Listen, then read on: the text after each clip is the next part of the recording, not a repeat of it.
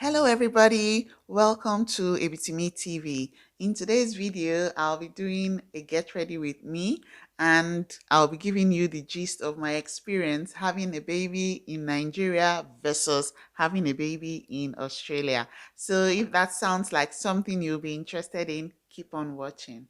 So let's get straight into it. I'll be doing my makeup while I give you guys the gist. I hope you don't mind. And I'll be looking like I'm a bit distracted because I have my mirror here. So I'll be looking at what I'm doing in my mirror. So just keep on watching. Yeah. So I have three amazing kids. I had two of them in Nigeria and then one of them I had in Australia just last year. So I have experience of having a baby in Nigeria and having a baby in Australia. That's what I'm going to tell you about in this video. Yeah, I had my first child in Port Harcourt, Nigeria. My second baby I had in Abuja, Nigeria. If I'm being very honest, I don't have very horrible experiences with Nigerian hospitals as some people would, expect. Yeah, some people really have terrible experiences, but thankfully my experiences were not that horrible. So, yeah. My first pregnancy was pretty smooth and straightforward. The delivery was not so smooth. Yeah, I had. I feel like my first pregnancy, my first delivery experience was far worse than any other one I have had. Maybe because that was first pregnancy, like they would say, yeah, first pregnancy and first time moms would say their experiences are not that pleasant. I had to be induced to have my first baby, and of course, in Nigeria, epidural is not common. They expect that it's like there's a word for who can tolerate the most pain, so they don't expect that you would even require any form of pain medication. So you can imagine being induced and not having any form of pain relief medication in the process. And seeing as it was the first pregnancy, it took much longer to have the baby. So that experience was horrible, if I would say. And the staff at the hospital too did not help. They were really not nice. They were not nice at all. So that was another one. I remember at some point I had to scream at the nurse asking for either my husband or my mom to be let into the room since she wasn't willing to comfort me or make me feel better in any way. And you know how when you're being induced, especially if it's the drip they use, you're stationary, you're in so much pain, no medication to ease your pain, and then you're expected to just stay in one position. That was horrible for me. I managed that pain, and then when it was time to push, I did, and they gave me an episiotomy, which is a cut without. In fact, I wasn't warned about it. They just expected that I would know, and they gave me the cut without numbing my skin, nothing. But because I was already in excruciating pain, that pain was nothing compared to what I was experiencing. So at the time, I didn't even bother. It was after delivery they now gave me an injection before they sutured the place. It was a horrible experience. Not an experience I wish even on my enemy if I have anyone. Hopefully I don't. So that was how that went.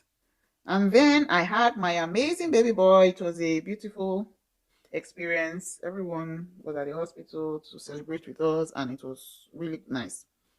My second baby, on the other hand, I had her in Abuja, and that experience was a lot better than the one in Port Harcourt. They they were nice to me, and God was also at play in that instance. I had people praying for me non-stop, and that made my delivery really easy. That made my delivery really easy. I remember one experience that I can never forget was that there was this nurse who was not meant to be on duty on the day I had my baby. Meanwhile, I would like to say that not well, whatever what I want to say now, it's not like it was the fault of the doctor in any way. No, it wasn't. It was a misunderstanding that anybody would have had, really. I told, let's say the last date of my period was the 9th, and I said the 9th. Meanwhile, the doctor had 19th. So based on the doctor's calculation, I was 10 days overdue. Meanwhile, the day I actually had my baby was my original due date.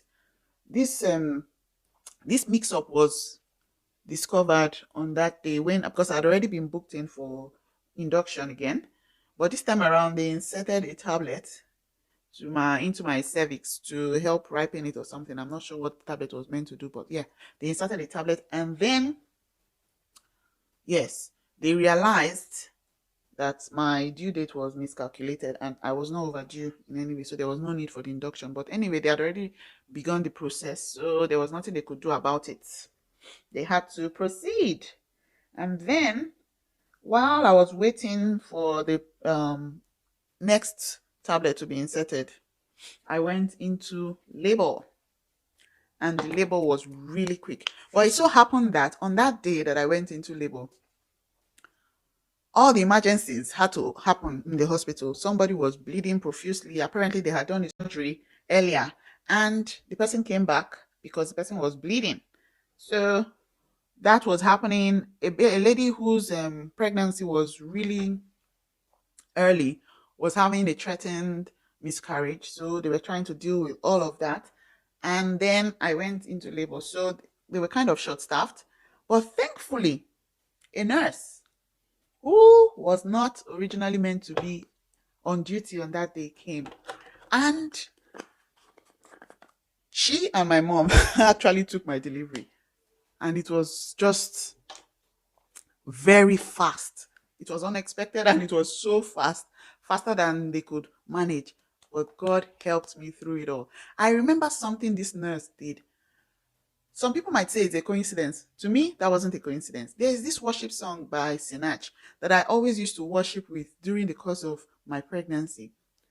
The nurse brought out her phone and started playing that song in the labor room for me. Just when it was like I couldn't take it anymore, she was playing that song, and I just found myself in the midst of labor. I started worshiping.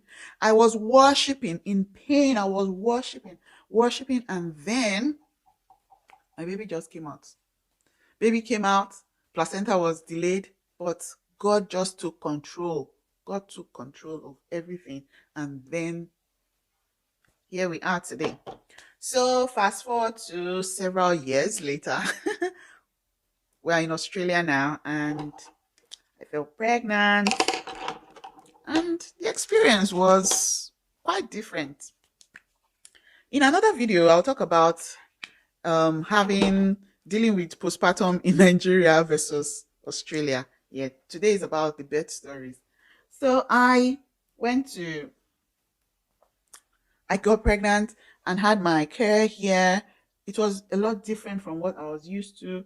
You know, one thing I observed with the hospitals here, they are very interested in your well-being as a woman. They want to know that your home is okay. They want to know that you're not feeling threatened, or you're not in a domestic abusive situation. They want to know everything. So it all translates even to the questions you're being asked from the moment you find out you're pregnant up until your delivery, even the care afterwards. They want to know that you have all the support you need in taking care of yourself and your baby. I had to do my brows off camera. So I went into labor and I called the hospital. When they confirmed that I was actually in labor and it was not false labor, they asked me to come in, which I did. And then from the moment I stepped foot into the hospital, wow, they took care of me like, you know how in Nigeria, before you get that level of care, you must know the people that matter in that hospital, and you must have bribed them, or maybe let's not call it a bribe. You would have gifted them something before they will be that nice to you. But these people were doing their job just because it was their job. They cared for me. I had a nurse just by my side, attending to my every need. Like, it was, you know how something is strange to you, so people are being nice, just being themselves, and for you it's like they are going overboard. Meanwhile, that's just them being doing their job. So that was how I felt. The nurse was so nice, even when I was in pain. Meanwhile, I had told myself that there's no way I'll be in the abroad and go through labor without medication. So I told myself I was going to get an epidural. So at a point where I couldn't cope with the pain anymore and I wanted an epidural, and I had started asking, I was getting agitated. I was just going on epidural and all. And then they were going to make the arrangements to come give me epidural. But apparently the my labor experience is, it has a name. It's called precipitate. I think it's precipitate labor also, where you labor comes on really quickly, and that was what happened. So before they had the time to administer the epidural to me, the baby was already coming out. So that was how that went. It was such a beautiful experience. I'm not gonna lie. It was such a beautiful experience.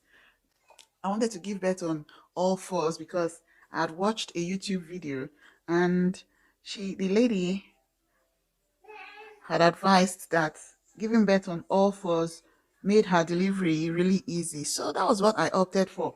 And the nurse was so nice. She was like, you can do, just listen to your body and do whatever you want to do. Just listen to your body and do whatever you want to do. We're all here to help you. You're in charge here. Do whatever you want to do. And I was like, oh my God, this is so different. But that experience was really beautiful, in my opinion. So that was how that went. I'll finish my makeup and then come back to do a conclusion.